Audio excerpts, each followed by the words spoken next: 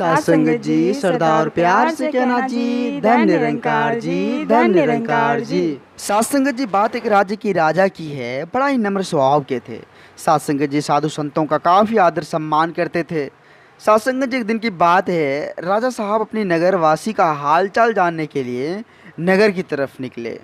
साथ संगत जी रास्ते में राजा साहब ने देखा कि एक गरीब व्यक्ति जो काफ़ी धूप में काम कर रहा है, तो राजा साहब को साथ संगत जी उन पर तरस आ गया, दया आ गया। उन्होंने सोचा कि क्यों ना ऐसे कुछ धन दौलत दिया जाए।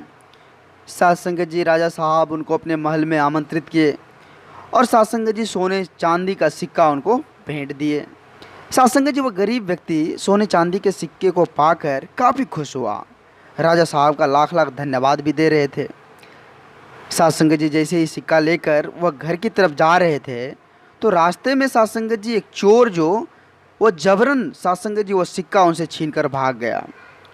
अब साथ संगत जी वो ये दोनों हाथ माथे पर लेकर बैठ गए, अफसोस करने लगे, रोने लगे कि जो कुछ भी था वो भी लुट गया। अब साथ संगत जी खाली हाथ ही वे घर को गए। फिर उसी तरह का ज़िंदगी, उसी तरह की गरीबी।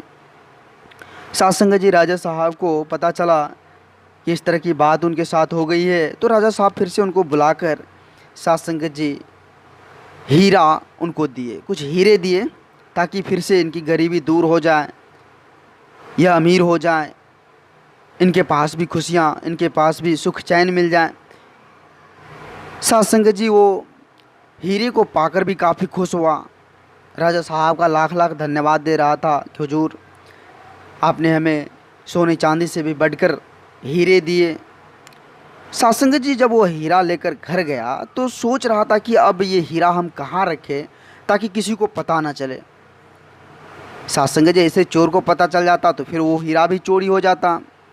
तो उन्होंने साथ संगत जी अपनी पत्नी से भी छुपाकर उस हीरे को एक पुरानी घड़ा था उसी में रख दिया। साथ संगत जी पत्नी को भी क्या पता कि उस घड़े में हीरा है।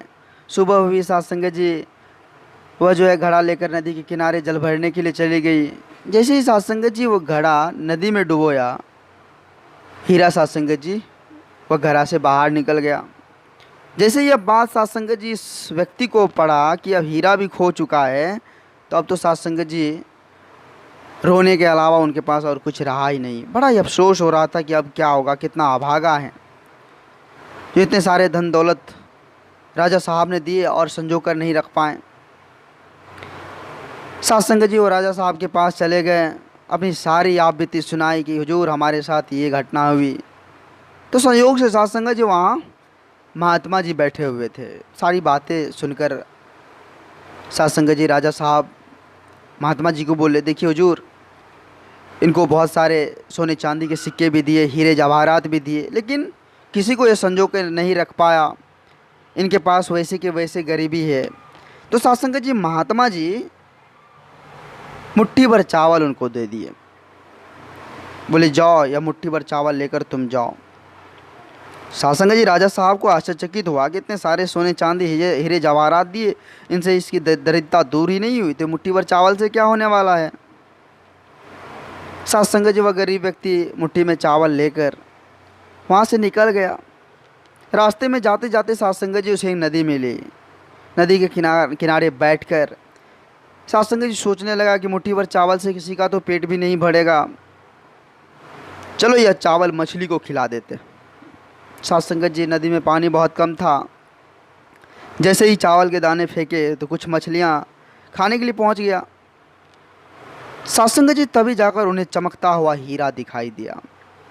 वह पहचान गया कि जो नदी में गिर गया हीरा था, वही हीरा जो राजा साहब ने हमको दिया था, वही हीरा है। ज़ोर ज़ोर से चिल्लाने लगा, हमने देख लिया, हमने देख लिया। साथ संगत जी संयोग से वो चोर जो था वहाँ से गुजर रहा था।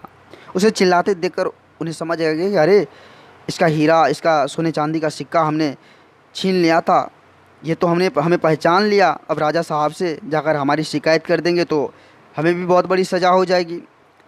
साथ संगत जी वह चोर यह समझकर जो है उनके पास गया और दोनों हाथ जोड़कर गलती मांगने लगे, माफ़ी मांगने लगे कि हुजूर हमें माफ़ कर दीजिए, आपके जितने भी सोने चांदी के सिक्के हैं वो अभी के अभी हम आपको वापस लौटा देते हैं। सात संगत जी सभी सोने चांदी के सिक्के उनको वापस लौटा दिए। अब यह बात जब राजा साहब को पता चला तो सात संगत जी उन्होंने महात्मा जी से पूछे, हुजूर ये कैसे, ये क्या हो गया, ये तो चमत्कार हो गया। सात संगत जी तब जाकर महात्मा जी ने उन्हें समझाया कि आपने जो सोने चांदी हीरे जवाहरात उनको दिए थे तो सिर्फ अपने सुख के बारे में सोच रहे थे, ना कि दूसरे के बारे में, इसलिए वे उनके पास नहीं रहे। और जो चावल, मुट्ठी भर चावल हमने उनको दिए तो वह दूसरों के बारे में सोचा और दूसरों को खिलाया। सात संगत जी कहने का तात्पर्य है कि जो दूसरों के लिए जीते हैं उन्हें कभी भी किसी भी तरह का कोई तकलीफ़, कभी भी किसी तरह का कोई परेशानी नहीं मिलता। सात संगत जी दूसरों के लिए जीना ही असली जीना होता है, उसी में आनंद ही आनंद मिलता है। सात संगत जी दास आप जिस भी संत महात्माओं के चरणों के धूल के समान है। दास आप जिस भी संत महात्माओं के चरणों में छोटी छोटी विचार लेकर आते रहता है। आप जिस भी संत महात्माओं का भरपूर प्यार, भरपूर आशीर्वाद दास को मिल रहा है, आगे भी इस तरह का लाड़ प्यार दास के साथ बनाए रखना अरदास है। अगर एक छोटी सी विचार आप जिस भी संत महात्माओं को अच्छा लगा हो तो सात संगत जी सभी संत महात्माओं के बीच शेयर करें और दास के चैनल को सब्सक्राइब भी करें। सात संगत जी एक बार सभी संत महात्मा मिलकर प्रेम से बोलिए, धन्य निरंकार जी, धन्य निरंकार जी।